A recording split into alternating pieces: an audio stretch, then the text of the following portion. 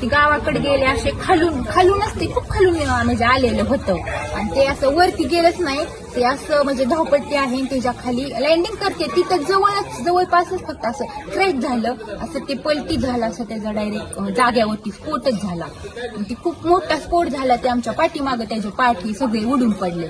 मग आम्ही म्हणजे कॉल ही केला, इथले आलेले होते त्यांना, ते आले पोलीस ही सगळे आणि नंतर मग पाणी ही त्याच्या अंगा म्हणजे हे अग्निशमन आलं ते टाकलं. तरी आम्ही बादल्या भरून नेल्या, म्हणजे आम्हाला वाटलं नसं म्हणजे ते माणसांचे खूप वाईट वाटलं. म्हणजे असतील कोण नाही आम्हाला काही माहिती नव्हतं. पहिल्यांदा आम्ही ते बादल्या भरून घेऊन गेलो आणि मग त्यांनी ते असं पाणी टाकलं. ते साईडला अशी बॉडी पडलेली ती आम्ही स्पष्टपणे पाहिली. ते अगोदर माहित नव्हतं आम्हाला दादांची बॉडी असेल. ती नंतर कळलं की ते दादाच होते. ते आपण खिडकीच्या साईडला होते, ते खिडकीच्या तिथंच त्यांची बॉडी पडलेली आणि असं मुंडकं म्हणजे नव्हतं, अशी पूर्ण बॉडी होती आणि ती अशी सगळी पांढरी झालेली आणि अशी फुगलेली मोठी बॉडी होती.